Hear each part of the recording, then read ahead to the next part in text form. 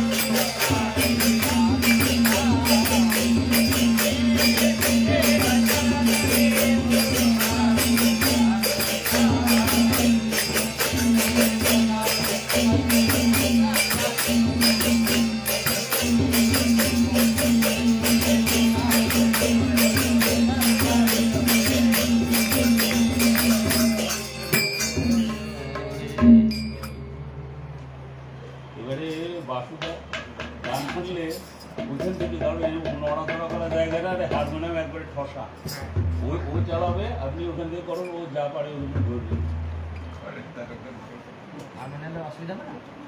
অসুবিধা তো হবেই কিন্তু কিছু করার নাই একবার উঠা জায়গা এইটুকু জায়গা তার মধ্যে 3 বার উঠা হবে হ্যাঁ बोल ना बेटा পরে বলছি टाइम हो गया है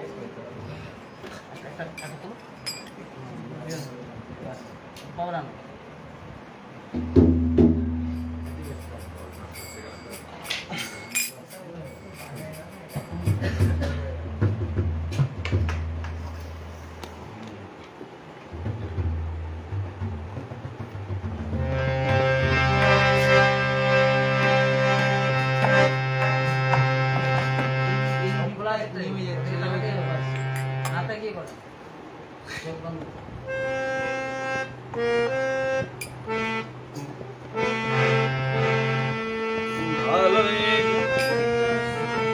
ওরে মনে ভালোই যদি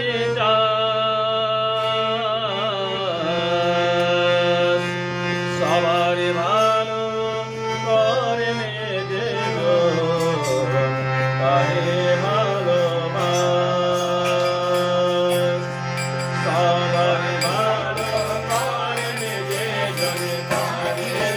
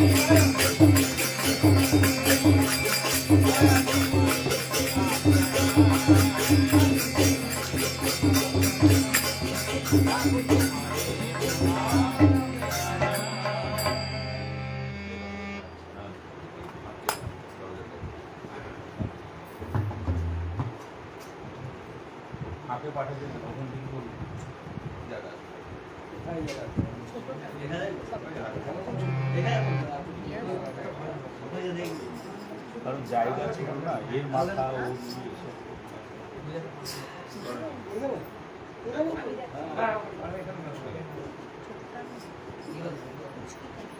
আমার হৃদ মাঝারে দয়াল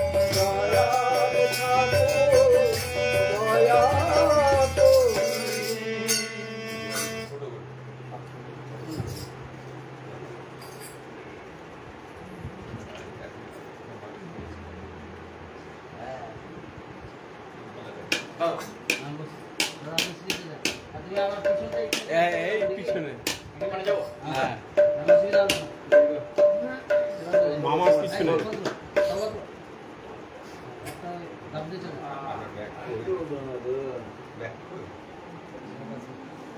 ওই ফাঁক দিয়ে চলে আসো তুমি।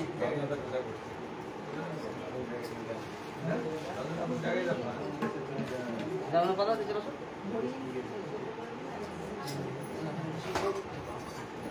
চলে যাও, যাও। তেরা করে দেখে নেবো না।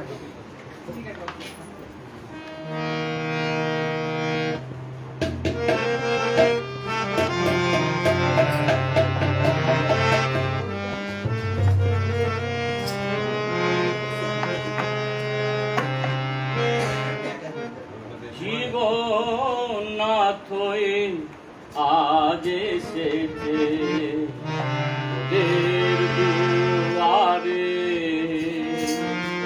জীবননাথ আজ এসেছে তোদের দুয়ারে। জীবননাথ আজ এসেছে তোদের দুয়ারে।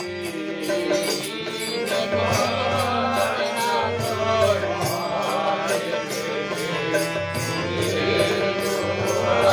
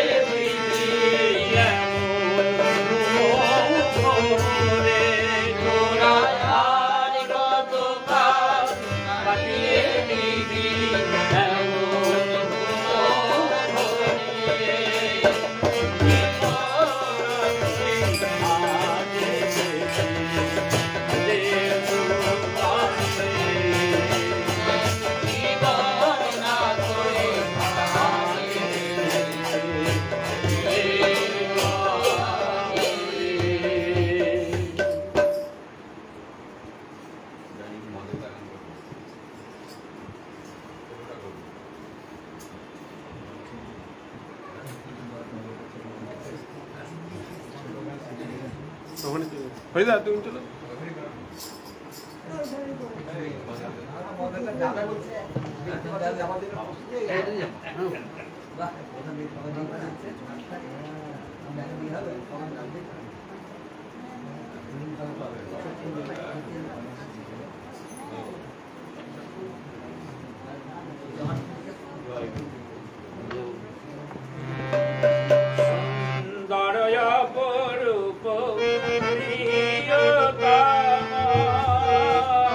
Namo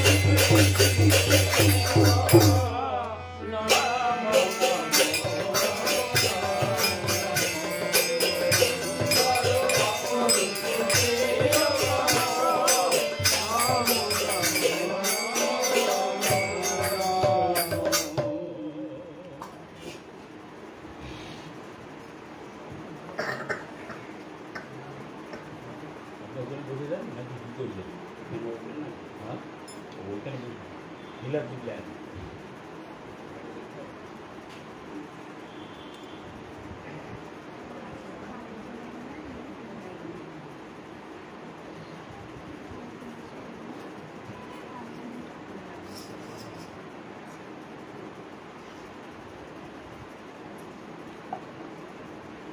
উপস্থিত ঠাকুরের কত পাঞ্জাধারী বৃন্দগণ, যথাযোগ্য স্থানে আমার প্রণাম ও দাদা মায়েদের রাহা জয়গুরু ও ছোটদের প্রাণ ভরা ভালোবাসা।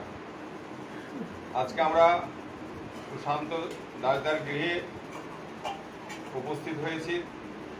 তিনি ঠাকুরকে কেন্দ্র করে সৎসঙ্গের আয়োজন করেছেন। তার পরিবার ও পরিবেশের সকলের মঙ্গল প্রার্থনা জানায় পরম দয়ালের আকুল চরণে। জয় গুরু। আমি দুই একটা কথা বলবো, দাদারা আছেন বলবেন। আমরা ঠাকুরকে ভালোবাসতে এসেছি, তো ঠাকুরকে তো এমনি এমনি ভালোবাসা যায় না, ঠাকুরকে কিছু দিয়ে ভালোবাসতে হয়। আর ঠাকুরের কিছু কর্মের মধ্যে দিয়ে ভালোবাসতে হয়। তাই ঠাকুর আমাদের শিখিয়েছেন, দিয়েছেন, করতে বলেছেন, যেটা যজন যাজন ইষ্টভীতি সস্তায়নী সদাচার,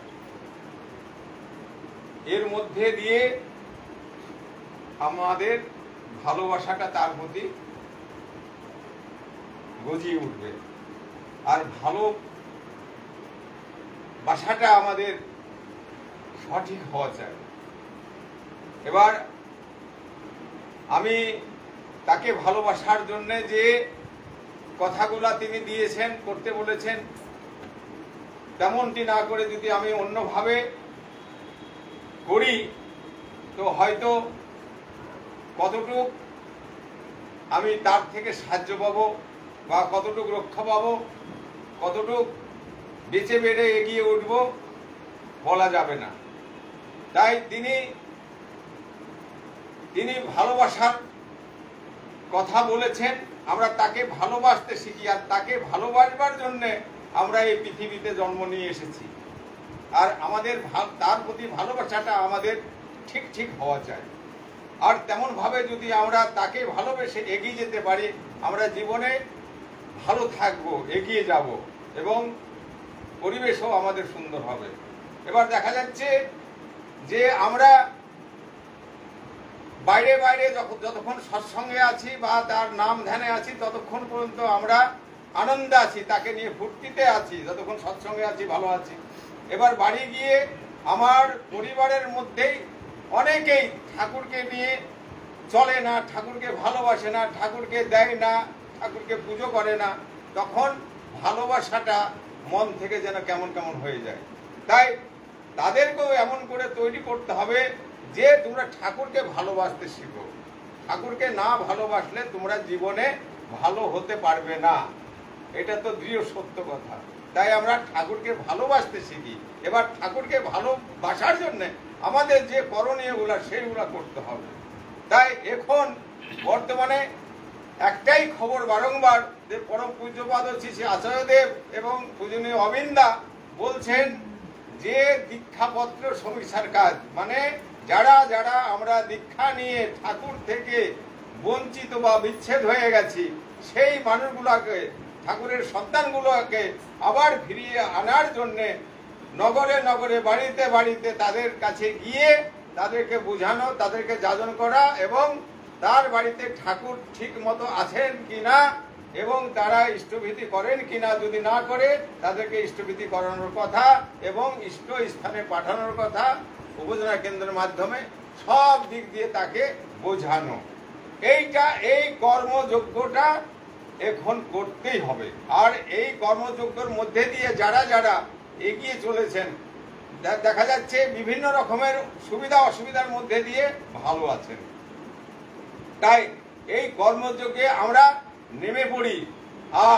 আর একটা কথা যেটা দাদা এই 9 তারিখে 9 মে একটা মিটিং ডেকেছিলেন রাত্রি 9টায়। সেই মিটিংটা 9টায় হয়েছিল। তো অনেকে সেই মিটিংটায় জয়েনিং করেছিলেন।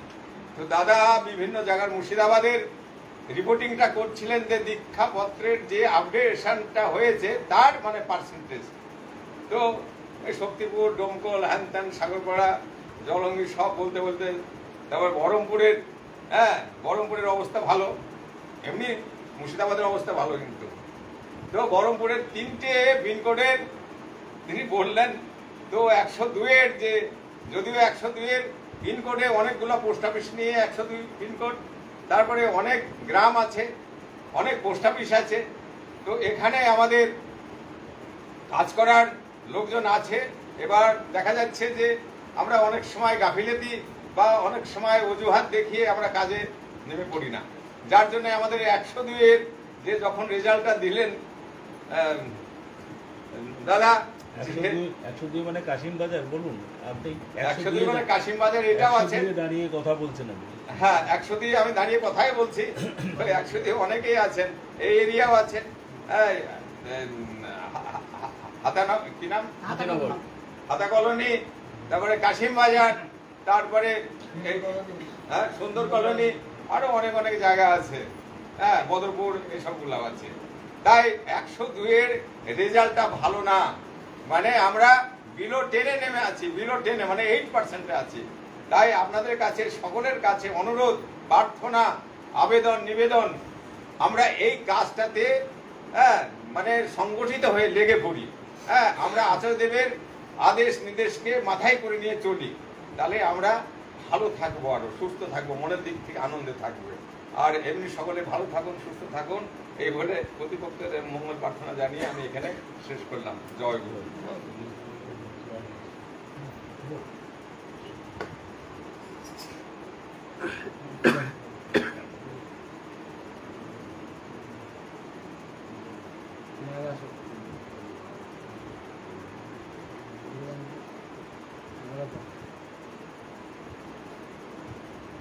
পরম প্রেমময় শ্রী শ্রী ঠাকুর শ্রী চরণে আমার কোটি প্রণাম। পরমরাধ্যা জগজ্জননী শ্রী শ্রী পরমার শ্রী চরণে আমার কোটি প্রণাম। পরম পূজ্য পাদ শ্রী শ্রী বরদার শ্রী চরণে আমার কোটি প্রণাম। পরম পূজ্য পাদ শ্রী আচার্য শ্রী চরণে আমার কোটি প্রণাম। উপস্থিত ঠাকুরের পবিত্র পাঞ্জাবের গোবিন্দ, সদ্য দাদারা এবং কল্যাণময়ী মায়ের আশ্রয় ছিল ভাই বোনদের যথাযোগ্য স্থানে আমার প্রণাম, শ্রদ্ধা, ভালোবাসা ও জয় গুরু জানাই। আজ আমাদের সুসন্তদার বাড়িতে সৎসঙ্গ। আমি তার এবং তার পরিবারবর্গের মঙ্গলের জন্য পরমপিতার কাছে প্রার্থনা জানাই। আর প্রার্থনা জানাই সৎসঙ্গে যারা উপস্থিত আছেন প্রত্যেকের মঙ্গলের জন্য পরমপিতার কাছে প্রার্থনা জানাই। আর প্রার্থনা জানাই এই এলাকার সমস্ত জনসাধারণের মঙ্গলের জন্য পরমপিতার কাছে প্রার্থনা জানাই। পরম দয়াল তিনি যুগে যুগে আছেন।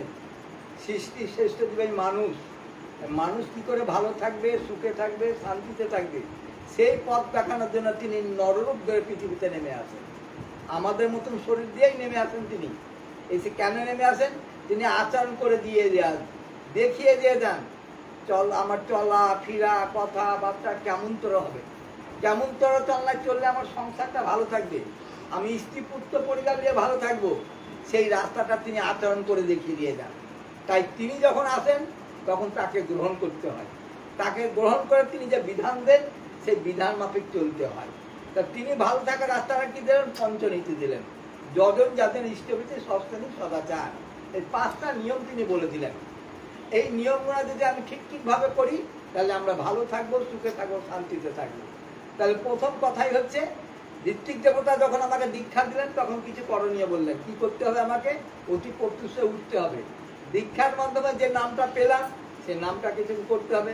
করার পর যাকে ভগবান বলে স্বীকার করেছি সর্বাগ্রে তার ভোগের কথা ভাববো।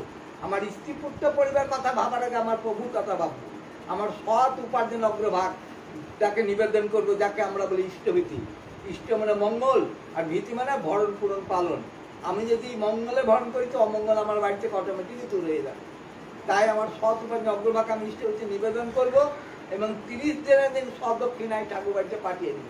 আমরা অনেক সময় ইষ্টভীতি করলাম, 30 দিনের দিন পাঠালাম না, তা করলে হবে না।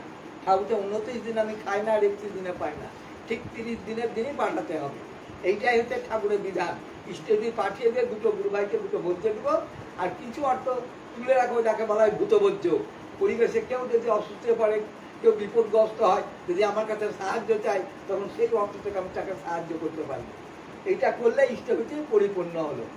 এইটা তারপর কি হচ্ছে, আমি যেমন ঠাকুরকে ধরে ভালো আছি, আমার কর্তব্য থাকবে আমার আত্মীয় স্বজন, পাড়া প্রতিবেশী, তারাও যাতে ভালো থাকে, সুখে থাকে, শান্তিতে থাকে, সেই জন্য প্রভুর কথা বলে তাকে সব দীক্ষায় দীক্ষিত করে দেওয়া, এবং তাই সেই রাস্তায় ধরে আনা। আমি কারো মঙ্গল করতে, মঙ্গলময় তিনি। তাই তার কাছে তার বার্তাটা পৌঁছে দিয়ে তাকে মূল স্রোতে নিয়ে আসতে হবে। বর্তমান আচার্যের এই কথাটাই বলছেন, যারা পূর্বে দীক্ষা নিয়েছে তারা এই লকডাউনের কারণে আমাদের কাছ থেকে অনেক দূরে সরে গেছে, তারা হচ্ছে আবার পুনরায় যাতে আসে, সেই জন্য আমাদের তার দ্বারে দ্বারে যাওয়া এবং তাদেরকে মূল স্রোতে নিয়ে আসা, কারণ তারাও যাতে ভালো থাকে। ঠাকুর বলছেন, পড়শিরা তো নিপাত যাবে, তুই বেঁচে সুখ খাবি বুঝি, যা ছুটে যা ওদের বাঁচা, ওরাই যে তোর বাঁচার পুঁজি। পরিবেশ ছাড়া আমি ভালো থাকতে পারবো না। সেই জন্য এই যে বর্তমান আচার্য যেটা বললেন, ডিপি ওয়ার্ক কাজ, এইটার মাধ্যমেই কিন্তু আমার মঙ্গল। ঠাকুর, তুমি যদি নিজের মঙ্গল চাও, তাহলে আগে অপরের মঙ্গল করো। অপরের মঙ্গল কামনা নিজ মঙ্গল প্রস্তুতি। তাই পরিবেশে সবাই যাতে ভালো থাকে, সুখে থাকে, শান্তিতে থাকে, সেই জন্য আচার্যদের নির্দেশটা আমাদেরকে পুরোপুরি পালন করতে হবে। তাদের দ্বারে যেতে হবে, তারা কেমন আছে খোঁজ খবর নিতে হবে। নামার পর তারা কৌশলে জেনে নিতে হবে, যারা ঠাকুরকে তো ধরেছিল ইষ্টভিতা করছে কিনা। যদি না করে থাকে, তাহলে সহানুভূতির সঙ্গে বুঝাতে হবে, দাদা আমরা তো 4 জন বাড়িতে, আমরা 4 জন তো বেশ খাচ্ছি যাচ্ছি, আরামে থাকছি, তারা আমার প্রভু না খেয়ে থাকছে, আমি তার প্রভু দীক্ষা নিলাম, তাকে প্রতিষ্ঠা করেছি আমার বাড়িতে, তাকে না খাবি আমি খাই কি করে? তিনি আমার হেড অফ দ্য ডিপার্টমেন্ট, আমরা 4 জন থাকলে আমার প্রভুকে নিয়ে 5 জন, এই ভাবতে হবে। তাই প্রভুকে না খাবি আমি খাবো না, তাই ইষ্টভীতিটা করাই লাগে। তখন সেও বুঝবে, তাই তো, সত্যিই তো, আমরা তো সবাই খেতে পাচ্ছি, তাহলে আমার প্রভু খেতে পাবেন না কেন? তাতে আমার কি কমে যাবে? বরঞ্চ আরো তিনি ঠিক থাকবে, কারণ ঠাকুরকে ভাবছ বসে চলবে কেছে, তুমি ভাববার কে? ভাববার যিনি ভাবছেন তিনি, তুমি ভাবো তাকে। তাই আমি যদি তাকে ভাবি, আমার ভাবনা তিনিই ভাববেন। তাই আমাদের কর্তব্য আচার্যের নির্দেশটা ঠিকভাবে পরিচালন করা। ঠাকুর যে ইষ্টগুরু পুরুষোত্তম, প্রতিগুরু বংশধর, রে তো শরীর সুপ্ত থেকে জ্ঞান্ত তিনি নিরন্তর। তিনি জ্ঞান্ত হয়েছেন আচার্যের মাধ্যমে। আচার্যের নির্দেশটা ঠাকুরের নির্দেশ। তাই তিনি যখন যেটা আদেশ করেন, সেটা বাস্তবে মূর্ত করে তুলতে হবে। আমি আর আলোচনা দীর্ঘায়িত করবো না, কারণ আমাদের সময় সংক্ষিপ্ত। তাই আমি আপনাদের প্রতিপক্ষ মঙ্গল কামনা করি এখানেই শেষ করলাম। জয় গুরু। পাঞ্জাব মেল চলছিল, টাইম দেখছে না, ঘড়ি দেখে পাঞ্জাব মেল চলছে।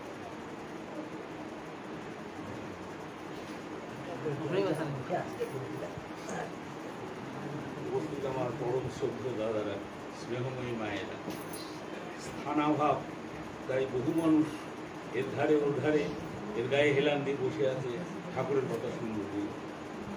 ঠাকুরের কাছে প্রার্থনা জানাই যে সবারই মনোবাঞ্ছা পূর্ণ হোক। আমি এই বাড়িতে একদিন কদিন আগে এসেছিলাম। এই বাড়ির যিনি কর্তা, তিনি কথার মধ্যে বলছিলেন যে তুম বিন আওর ন দুস্থা, এটা তার লক্ষ্য। জগতে চলতে গেলে তো একজনের কাছে আবেদন করতে হয়, নিবেদন করতে হয়, তারা চলবো কি করে? তো কার কাছে করবো? রাম, কৃষ্ণ, মোহাম্মদ, আরো অনেক কিছু আছে, মা কালী, লক্ষ্মী, দুর্গা। কিন্তু এই বাড়ির যিনি কর্তা তিনি বলছিলেন, দাদা আমার মাথা আছে তুমি না অন্য দোসরা, আর কারোর কাছে আমি চাইবো না, তোমার কাছেই চাইবো। আমার সেদিন কথাটা শুনে খুব ভালো লেগেছিল। যদি এটা মাথায় থাকে, জীবনে উত্তরানোর রাস্তাটা এসে গেছে তার কাছে। প্রত্যেক জীবনেই সমস্যা, এ বাড়িতেও কিছু সমস্যা তৈরি হয়েছে। ঠাকুরের শ্রীচরণের প্রার্থনা জানাই যে তিনি এখান থেকে তাদের উদ্ধার করুন, তারা ভালো থাকে। এরকম জগতে কথা শোনা যায়, আপনি বাঁচলে বাপার নাম, আপনি বাঁচলে বাপের নাম। আরে ভাই, তুই নিজে বাঁচ, তারপরে সবাইকে বাঁচানোর কথা ভাবিস। ঠাকুরের কাছে আসার আগে ঠিক এই মন্ত্রটা অনেক সময় ভালো লাগবে, তাই তো? নিজে বাঁচার জন্য রাস্তাটা ঠিক করি, তার জন্য কাকে যদি মাঠ খায় মেরে দিই, কাকে যদি বঞ্চিত করতে হয় বঞ্চিত করে দিই, কিন্তু আমি তো বাঁচবো। ঠাকুর বললেন, যেটা আবার হয় নাকি পৃথিবীতে, আপনি বাঁচলে বাপের নাম। তোর যে নামটা আছে সে নামটা ধরে ডাকতেও আর একজনের সাহায্য লাগে, তাছাড়া তোর নামটাই একদিন নষ্ট হয়ে যাবে যদি কেউ না ডাকে তোকে সেই নামে। আর তুই বলছি আপনি বাঁচলে বাপের নাম। তাই পড়শিরা তো নিপাত যাবে শুনছিলাম, তুই বসে সব খাবি বুঝছি, এটা হবে না।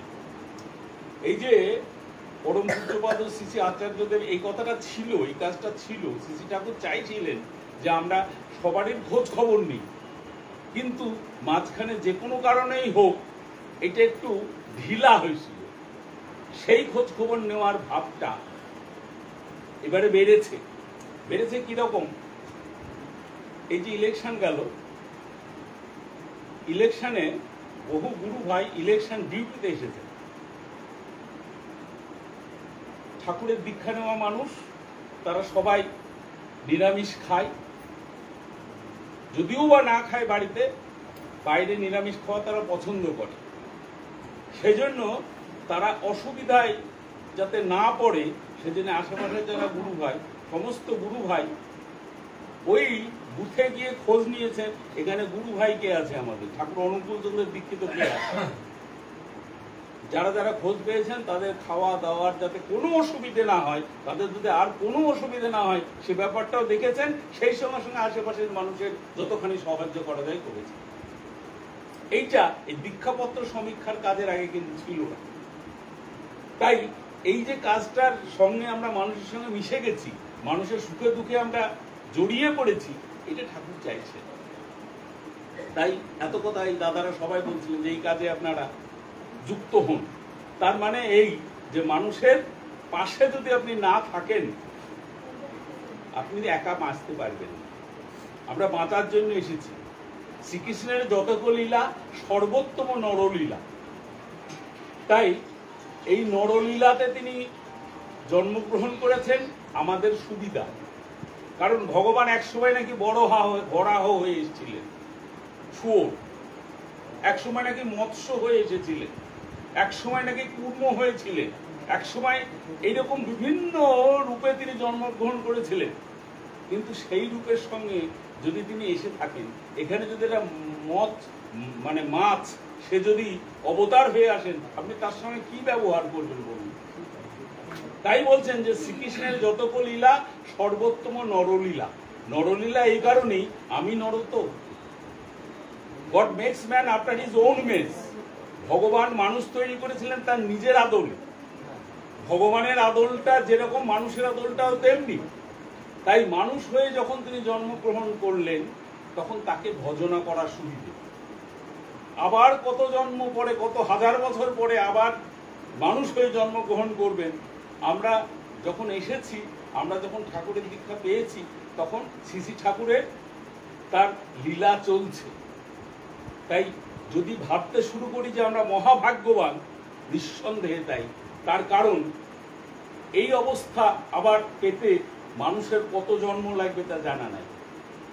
তাই আজকে যখন পেয়েছি তার কাজটা করিনি। আজকে তিনি আমার কাজটা দেখতে চাইছেন এবং সেটা টেকনিক্যালিও দেখতে চাইছেন, ফিজিক্যালি শুধু না, টেকনিক্যালিও তিনি দেখতে চাইছেন। দেওঘরে বসে যে ওইখানকার নৃসিংহমণ্ডল কি কাজ করছে তিনি যদি মনে করেন, ওইখানে বসে ওইটা কম্পিউটার খুললেই তিনি পেয়ে যাবেন। এমন টেকনিক্যাল এখন আপডেটমেন্ট হয়েছে। তাই আমরা চাইছি তিনি যেভাবে পছন্দ করেন আমরা সেইভাবে কাজটা করি। বলছিলেন 102 এলাকার, তার মানে কি 102 এলাকার যতগুলো পিন আছে, এই বহরমপুর সাব ডিভিশনের 17টা পিন আছে, পোস্টাল ইন্ডেক্স নাম্বার। তার মধ্যে সব থেকে বড় পিন হচ্ছে আপনার এই কাশিমবাজার এলাকা। এখানে টোটাল মানুষ, দীক্ষিত মানুষ 12,000-এরও বেশি, তাদের নাম এন্ট্রি হয়ে আছে। তাই তাদের সবারই সঙ্গে যোগাযোগ করা কাজটা কঠিন বলছিলেন না নৃসিংহদা? নিঃসন্দেহে কঠিন, কিন্তু আবার কঠিনও না। এখানে যতজন মানুষ আছে সবাই যদি একটু এই কাজটা একটু হাত লাগায়, কিছুই না ব্যাপারটা। হাত লাগানো কি, ওই মানুষটার সঙ্গে আপনি যোগাযোগটা করবেন। যোগাযোগ করা মানে এই না ইষ্টভীতি দিয়েছো নাকি, তো দেখি ইষ্টভীতিটা দাও, এবারে গিয়ে ইতে আপনি ওতে কি ওই গ্রুপে তুলে দিলেন, এত হাজার টাকা ইষ্টভীতি আমি নিয়ে এলাম ওই মানুষটার বাড়িতে। এটার ফল কি জানেন? বাইরের মানুষ বলতে শুরু করলো কি জানেন? বলে এদের ওই করোনার পিরিয়ডে ইষ্টভীতি কালেকশন হচ্ছিল না, এদের কমে গেছে, তাই এখন লোকের বাড়িতে গিয়ে টাকা পয়সা আদায় করে এটা পূজানো হচ্ছে। আপনাকে আচার্যদের তো ওই কথা বলতে বলেননি যে আপনি ইষ্টভীতিটা কালেকশন করে নিয়ে এলেন, নিয়ে গ্রুপে দিয়ে দেবেন ফটো তুলে যে এত হাজার টাকা ইষ্টভীতি, এটা তো বলতে বলেননি। তিনি করতে বলেছিলেন আপনার বাড়িতে প্রার্থনা হয় নাকি, আপনার বাড়িতে প্রণাম হয় নাকি, আপনার বাড়িতে রোজ প্রার্থনা বিনতি বন্দনা ঠাকুরের ফটোটা ঠিক মতো আছে নাকি, বাড়িতে বাবা মা গুরুজনদের ঠিক মতো প্রণাম হয় নাকি, বাড়িতে নিরামিষ খাওয়াটা চালু হয়েছে নাকি, বাড়িতে খানকুনি পাতা খাওয়ার চল আছে নাকি, তিনি এগুলো দেখতে বলেছিলেন। এর সঙ্গে সঙ্গে ইষ্টভীতিটা, আপনি একটা মানুষের সঙ্গে ঠাকুরের কথা বলতে গিয়ে প্রথমেই যদি বলেন যে ইষ্টভীতিটা করতে হবে তোমাকে, ও মানুষটা আপনার কথা শুনবে? ইষ্টভীতি করার কথাটা কখন, মানুষকে দেওয়ার কথাটা কখন আসে? যখন মানুষের সঙ্গে ভালোবাসা গজায় তারপরে তো। তাই ভালোবাসা গজানোর জন্য এতগুলো সিস্টেম আছে, এগুলো বাদ দিয়ে প্রথমেই ইষ্টভীতির কথা যদি শুরু করেন আপনি, মানুষটা তো আপনার কথা শুনবে না। ঠাকুরের কথাটা তো এই জগতের যা নিয়ম কানুন তার নিয়মের বাইরে না। তাই আমার প্রার্থনা, আসুন আমরা সবাই একটু যারা দীক্ষা পেয়েছে সকলের সঙ্গে একটু যোগাযোগ করি। যোগাযোগ করতে করতে কি হবে, যারা দীক্ষা পায়নি তারা যে অপান্তীয় তা না, কিন্তু দেখা গেল যে আপনি একটা দীক্ষিত লোকের সঙ্গে যোগাযোগ করতে গেলেন, তার সঙ্গে ভাব আছে আর একটা লোকের, সে লোকটার সঙ্গে কথা বলতে বলতে তখন হয়তো কথা হলো যে এই দাদা দীক্ষা নেওয়ার কথা ভাবছে, এই দাদা ঠাকুরের পথে চলতে চাইছে, আপনি তখন তাকে সাহায্য করবেন। তাই যারা ঠাকুরের দীক্ষা নেয়নি তারা যে আমাদের চিন্তার মধ্যে নাই তা না, কিন্তু আপনি আমার ভাই তো, আপনি আমার নিয়ম কানুন জানেন, তাই আপনাকে বোঝানো বলা যত সুবিধে আবার অসুবিধেও বটে। একটা না জানা লোকের থেকে আপনাকে বোঝানো অসুবিধা, কারণ আপনি সব জেনে গেছেন তো, সব জানতা গামছাওয়ালা একটা ব্যাপার আছে না, এরকমও ভাব আছে আমাদের মধ্যে। তাই ঘটনাটা হচ্ছে আমি সবটা জানার চেষ্টা করছি ভালো থাকার জন্য, আর আশেপাশের মানুষগুলো তারা ভালো থাকতে চাইছে, আপনার একার কাজ না তো। তাই সবাই যদি একটু আগ্রহী হয় দেখবেন আশেপাশের মানুষ ভালো হবে। ঠাকুর এটাই পছন্দ করছেন, ঠাকুর এটাই চাইছেন যে আশেপাশের সব মানুষকে নিয়ে আমি ভালো থাকি, আমি একা ভালো থাকি, এটা তিনি চাইছেন। তাই কত মানুষের জন্য কত রাত্রি তিনি না ঘুমিয়ে কাটিয়েছেন, চোখের সামনে রক্তমূল্য গড়াগড়ি দিতে চাইছে যাচ্ছে, তিনি সেটা দেখছেন। আজকে এই পরিস্থিতিতে সেই জিনিস যেন না হয়, আমরা যেন সেই দায়িত্ব যাতে না নিই। পরম পূজ্যপাদ আর শ্রী আচার্যদের তিনি চাইছেন ঠাকুর যা যা চেয়েছিলেন সেগুলো বাস্তবে বাস্তবায়িত করতে, একটা মানুষও যাতে না খেয়ে ফিরে আসে ওখান থেকে, এটা তার ইচ্ছা না। তাই দেওঘরে গেলে আপনি থাকার জায়গা আজকের পরিস্থিতি অনুযায়ী হয়তো পাবেন না, কিন্তু দেওঘরে গিয়ে তাকে প্রণাম করে না খেয়ে ফিরে আসবেন এরকম হবে না। ঠাকুর গেলে পরে বলতেন তুই খাইছিস। তাই পরম পূজ্যপাদ শ্রী আচার্যদের প্রথমেই একটা মানুষের খাওয়াটাকে নিশ্চিত করেছেন, আপনি দেওঘরে গিয়ে খাওয়াটা নিশ্চিত, তারপরে থাকাটা তিনি নিশ্চিত করেছেন, কিন্তু পরিস্থিতি অনুপাতে কখনো একটু অসুবিধার মধ্যে আছে, সেটা একটা ঘটনা। তাই আজকে তারপরে খোঁজ খবর নেব। তো ঠাকুর বলতেন না, আগে খাইছিস, যা আগে খা, তারপরে জিনিসপত্র রাখ, তারপরে একটু সুস্থ হোক, তারপরে আয় তোর কথা শুনবানে। মানে মানুষটার কথা শোনার আগে এই পরিস্থিতিটা তৈরি করছেন, আজ পরম পূজ্যপাদ শ্রী আচার্যদেব এইটা করছে। তাই ঠাকুর যা যা চেয়েছেন সবগুলো আজকে বাস্তবায়িত করছেন পরম পূজ্যপাদ শ্রী আচার্যদেব। আমরা সেই সঙ্গে যদি একটু তাল লাগাই, আমরা জীবনে ভালো থাকবো, এই প্রার্থনা। জয় গুরু, বন্দে পুরুষোত্তম। কে দেবেন? যিনি দেন তিনি দেন।